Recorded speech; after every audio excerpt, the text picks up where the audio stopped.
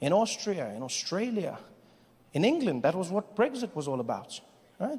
They made it seem like it was about the economy, but it wasn't. The truth was, it was fundamentally people who wanted their country back. It never went anywhere, but they still wanted it back. I saw people on the news talking to the BBC. That's why I'm voting for Brexit. That's why I'm voting for Brexit, right? Because this bloody country is going to the dogs, right? This bloody country, and I want Britain back. That's why we're voting for Brexit, because we want Britain back. From who? From who? Britain is like 95% white. Who do you want it back from? People saying the weirdest things, the craziest things. These bloody immigrants, they come over here, they're up to no good, right? I hate these bloody immigrants, they need to go back to where they came from. But why do you hate them so much? I'll tell you why I hate them. I'll tell you why, right? Because they're not even trying to be British. That's why. They don't even try to be British, right? They come here, they bring their own bloody culture, right? They bring their own food, speak their own bloody languages, try to take over the whole bloody place. Well, that sounds British to me. I mean...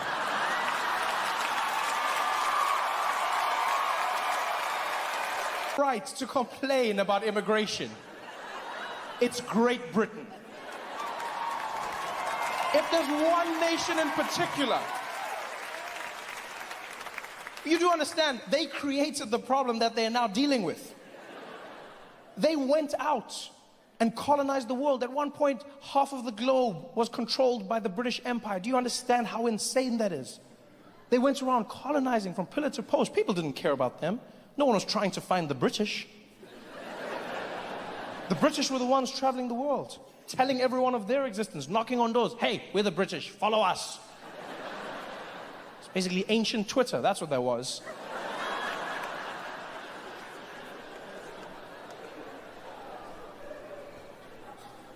And I'm not saying the British are bad people, by the way. You know? I understand that colonization was something that was popular at one time. Many European countries participated in it. But the British were the best. You know, they were the best. It's not because they were bad. I think I blame it on the weather. That's what I think happened. I think they have bad weather, and bad weather makes you a bad person. Yeah, because if you think about it, there was no one from a tropical climate who was trying to take over the world. You don't ever hear stories of Caribbean conquerors. Yeah, there's no stories of like Troy the Terrible from Trinidad. You don't hear these stories. There's no need for that. When the weather's horrible, you want to go somewhere else and take it from somebody. If you're living in a beautiful paradise, you have no need to leave. Can you imagine that scene? Just some random handsome guys hanging out on a beach in the Caribbean. One looking at the other out of nowhere. Darius! Darius! What, Troy? I was thinking, bro. Stay with me here, I was thinking, right? We should build boats, sail around the world, and force everyone to dance calypso. It wouldn't happen. It just wouldn't happen. The British colonized with class. They went all over the globe. And you know, colonization, we read about it now. And it seems normal, because it's in a history book. They colonize. When you think about colonization, it is the strangest thing you can think about. Because conquering is one thing. You go to another country, you take what's theirs. You want more. You take the land, you know, you take the resources, you kill the people. That I understand. But colonization, I don't condone, I understand. But colonization is strange, because you go there and you don't just take over. You then force the people to become you. That is such a strange concept. When you think about where the British did it, I mean, they did it in Africa, they did it in Asia. And think about in India.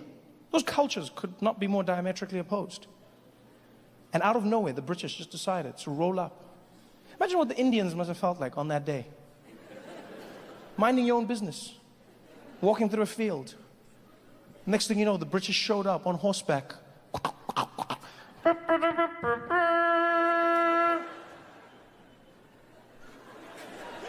Hear ye, hear ye. By order of Her Majesty the Queen, we have arrived. You over there, what is the name of this land?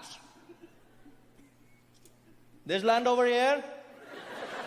This is called India. Well, my good man, I am here to tell you that India is now under the British Empire.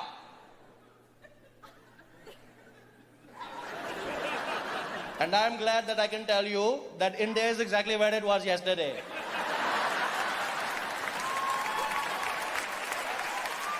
No, I feel you're not understanding what I'm saying. I'm letting you know that we're here to colonize you by order of the Queen. Who is the Queen? The Queen. The Queen of England, the ruler of Great Britain. She who was ordained by God. Which God? God. The one true God. There are many gods, my friend. What is the name of your God? There is only one God, and his name is God, and you too shall worship him. You want me to worship a God, but you don't want to tell me his name? What are you talking about? There are many gods, okay? There is Shiva, there is Lakshmi, there is Hare Krishna, there are many gods. What is the name of your God? His name is God. You don't know the name of your God? It's just God. Is it like mommy or daddy? You want me to worship your God, but you don't want me to tell me his name, huh? How am I going to pray to him? What do I do? Every morning I go to wake up and I pray like, oh, dear God, I was hoping that maybe God, you could help me. No, sorry, not you, other God. No, other God. No, not wrong God. No, God, I was trying to talk to other. No, you're right. I should have asked for her first name. No, God. No, other God, please. No, God behind that God. No, not you today, God. Other God. You're right. He told me he would know who I was talking to, and I don't. No, other God, please. That God on that. No, that God. You. Then I wonder why my prayers are not getting answered, huh?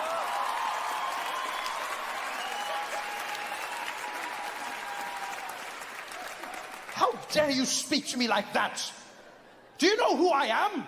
No, because you never introduced yourself. I have come here representing Great Britain. And I have never heard of Great Britain. Who gave you that name? Well, we did. You called yourselves great? Isn't that a little presumptuous? Shouldn't you wait for other people to tell you how great you are? Huh? Shouldn't you just go around the world and just do good things? Then people go, oh my God, Britain, look how great you are. Well, I beg to differ. I believe we could do it because we knew instinctively. We are Great Britain. Well, in that case, welcome to Great India. No, it doesn't work like that. It doesn't work like that. How dare you speak to me like this? Look, you're the one who dares to speak to me, okay? I was here minding my own business in my land. You came over here riding on your skinny cow, telling me that things are going to change. I don't know who you are. All I know is you are really crazy, okay? You're not feeling too right, and I didn't want to say anything, but you look like you're going to faint. In fact, it looks like you have died last week, okay? Something is very wrong with your skin. You're not looking good, my friend. Maybe you should come down. We have a curry. We talk about this. What are you talking about? I look quite normal. You do not look normal, my friend. I've never seen anybody with that complexion in my life, okay? You look like you're playing hide and seek with the sun your entire life. I don't know what is happening, but that is not how a person should look, huh? I can see your veins pumping through your skin right now. Do you know how creepy that is? Pumping. If I was your doctor, I don't need X-ray machine. I just go, what is problem? It is your kidney. How do I know? Because you're translucent. That is how I know. Damn you, we are going to run this country whether you like it or not. We are not going to do anything you tell us. You're a madman. We are going to take it. You're not taking. We're going... She's all yours. Take. Don't play nice. Take. And that's how the British took over. That's how they took over India.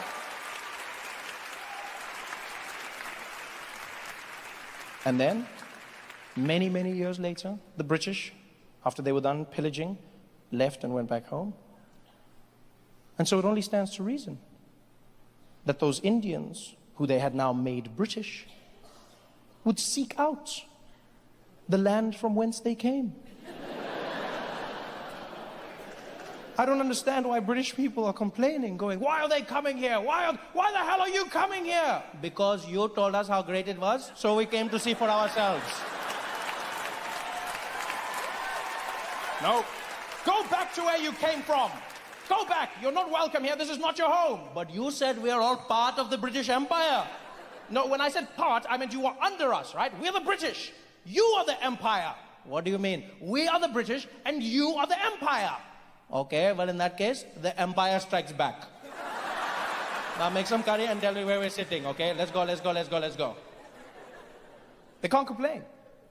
They cannot complain. If there's one nation in the world, they cannot complain. The truth is, none of us should be complaining.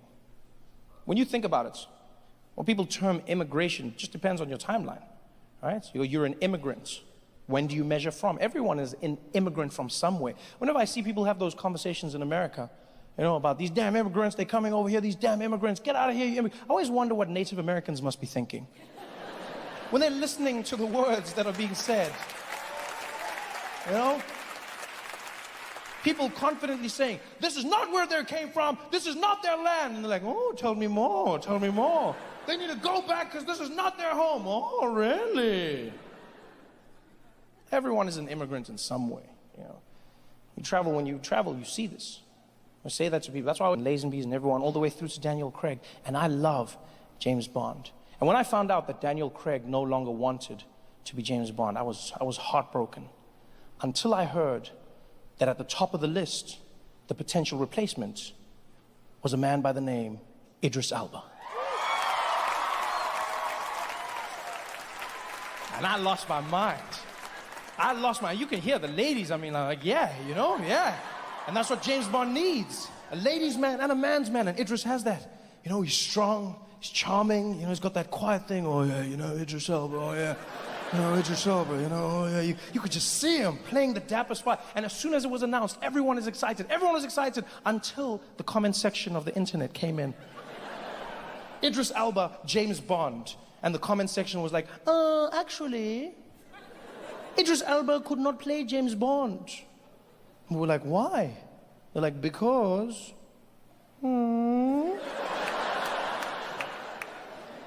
Because of the shape of his head? What do you say? What do you say? No, because... Because what? Because he's black! James Bond cannot be played by a black man! And as soon as they said that, the internet exploded. Racism! And immediately that happened. I jumped in. I don't even know what it's about half of the time. I just jump in. You just hear racism and I rep my side. I'm just like, racism, racism! Ah, you guys will explain it later. Racism! And I was in there and I was like, what the hell's going on? And they're like, James Bond cannot be played by Idris Elba because Idris Elba is a black man and James Bond is white. I was like, well, actually, James Bond is a fictional character and so we can play by anyone because it is fiction. And they were like, well, when you think about it, James Bond was based on a real man who was white and so he should be played by a real white man. And I was like, well, that just doesn't make sense because if you think about it, Jesus was technically a black man, but he gets played by a white man. So I don't know what your point is, because that's never stopped me from receiving my blessings. I don't know what you're going on about. And they were like, you can't have it. I was like, racism, you can't have it, racism, you can't have it, racism! And then I went to Scotland. I realized that maybe, just maybe, I hadn't given the argument enough thought. Because I love Idris Elba. I want him to play Bond. But if you think about it, James Bond often operates in places like Scotland and the UK and Europe. Because that's where most supervillains choose to reside. I'm assuming it's for tax purposes.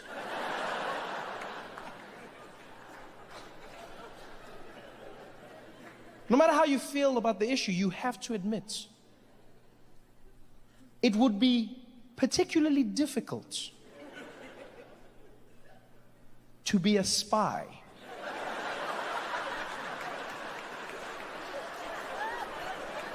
when you are the only black person in town. Your very existence defies your purpose. I'm not saying it's impossible, I'm just saying that would be the toughest James Bond movie that was ever made. Can you imagine that scene? Idris Elba, James Bond, planting the C4, blowing up the bad guy's leg, jumping on a bike, riding into the town square in Edinburgh. The bad guy's right behind him. They pull out their guns and start shooting. The chase is on. Get it, get it, get it. Ding-a-ling-ding.